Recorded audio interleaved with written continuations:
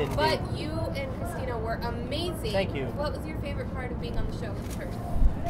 Probably just our chemistry as friends. Like, we got along so well, and very similar sense of humor. So rehearsals were always, a joy and fun, and we'd laugh a lot. She's very hardworking, so as a coach, you can't really ask for someone who's naturally gifted and that also wants to work hard. So that just made the time really fun, and she's great. It's a shame she got kicked off so early. It sucks, but it is what it is. And we know you're going to be with Derek and Amber next week. Yes, I am.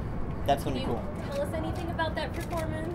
It's fun. It's very fast. We're doing the salsa, and it's good. She's amazing. She is just so quick. Me and Derek went in like an hour before rehearsal to kind of put it together, and she just came in and was just like bang, bang, bang. Like, she knew it within 2 hours. And I was like, oh, right then. So yeah, she's amazing. I know you're good friends with Travis Garland. I am. He's one of my best friends. Possibly do a collaboration with him in the future, or possibly go on like a tour or something like that? Absolutely. We played a lot of shows together. We did the Troubadour, in January of this year. I can't believe it's already Christmas, by the way. It's crazy. But yeah, I play a lot of guitar on his records, and we've done a couple of YouTube things. But yeah, in the future, I definitely feel like we'll collaborate and do something, and for sure play more shows together. Do you have a new album in the works? Yeah, it's almost done. Travis's just came out. Did you pick it up? Yeah, of course. Yeah, it's great. Yeah, new album is almost done. I'd say we're like 85%. It's now just picking final songs, and then we got a mix master. But hopefully it'll be out by early next year. Do you plan on doing a tour with that album? Absolutely, yeah. We're gonna be hitting the road, and I don't know if you guys did any of you see Soundcheck? You haven't seen it yet? No. We have an 8-piece band. Tonight we have a few dancers as well, and it's full on. You'll see a show. You've got like horn section, great guitar playing, great rhythm section, and then some awesome dancing, and the songs are fun, so it's gonna be cool. How would you describe the sound of this album compared to your past albums and EPs? Well, my last couple of things that I put out, I've done independently. I've done it all myself, and I didn't really have the resources to kind of, go big with it at the time, and they were more acoustic-based records, just acoustic EPs. I kind of wrote and funded and had it recorded, produced. I did it all myself. Now a couple of years later, I've recruited some amazing guys that play in the band with me. We've got like Dave Matthews, trumpet player here tonight, and John Mayer, saxophone player, Ariana Grande's drummer. Like, the guys that are playing tonight are like just amazing, and they're all playing on the album.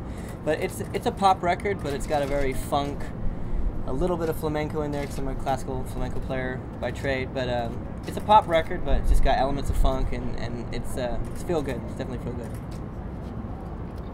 What or who inspires your music?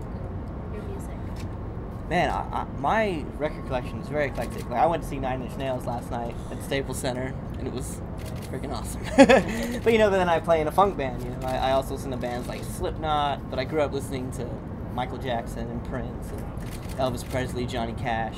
Like, I'd say those are the kind of things that really influenced me. I'm a huge rock and roll fan, Buddy Holly, all that kind of stuff.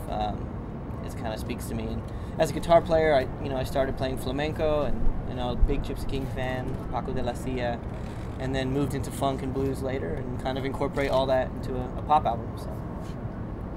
Do you have any favorite holiday traditions or memories? Yes, I have a very big family. I'm half Hispanic and half Greek.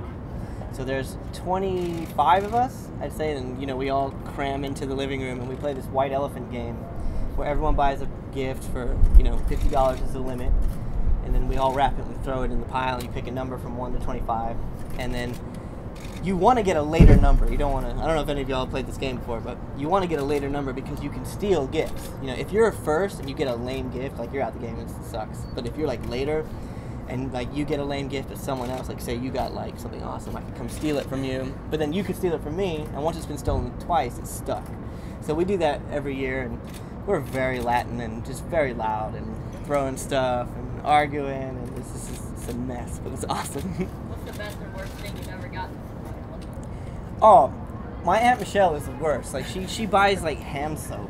Like $50 of hand soap. Like, last year I got the hand soap. I was like, no. And I like to. $50 is the lowest you can go, but you can spend as much as you'd like. And I like to treat the family sometimes. So last year I threw an iPad in there, and just like put it at the bottom of the pile, and it got discovered, but I'd put it in a different case, and what it looked like. It looked like an iPad case for an iPad. It didn't look like an iPad box. So whoever, I was like, oh, it's just a case. I don't have an iPad. But the iPad was in the box. So then a friend, my other cousin, ended up stealing that and figured out that there was an actual iPad in there. So then everyone started fighting over it. It was awesome. I just sit back and I'm like. So my thing is I like to put like something in that I know people are gonna fight about. Cause hand soap. No one's fighting me for the hand soap. Yeah. So. Is there anyone you'd want to kiss under the mistletoe this year? Ellie Goulding. I love her. She's awesome. Yeah, probably her. If I had to pick one. And you had a chance to perform holiday shows before, and how do you feel about it? Oh, this is great. I mean, Amy Sugarman reached out to me and invited me to come play today, and I was honored to do it. And you know, after this, I go straight to Sayers Club tonight with the band. We have an hour show tonight at 11 o'clock, so we'll finish this, go straight there.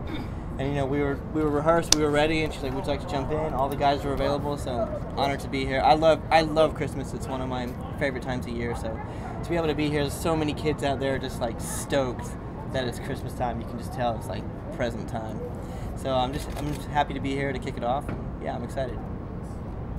I know you grew up in England. Yeah. Is it different celebrating the holidays here than over the pond? It is. I mean, Christmas is a big deal in England, of course, but Halloween is not really. Like, people go out for Halloween, but like, I've been here 6-7 years now, and man, y'all go in on Halloween, man. Like, we had a blast this past Halloween, and Derek threw a big party, and it's just awesome to see people like get in spirits and celebrate things. So you know, it's awesome to be able to celebrate Christmas out here now every year with my family, and also other holidays like Thanksgiving and Halloween. So yeah, it's very different. I mean, it's a big deal in England, but here it's like, you know, you guys really know how to do it. So that's one of the biggest trees I've ever seen. Like where I'm from, the tree would be like, if you like put the star on, like just standing next to it.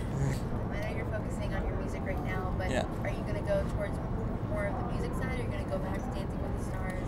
I mean, what's cool about my music is, if you guys see the show tonight, is I'm able to dance in the set as well, and you know, it's very feel good. It makes you want to dance. I mean, we just sound checked, and you know, the first song we played, no one's heard it because it's an original tune, and everyone started moving. And that's always the test. It's like, okay, they're moving. This is cool.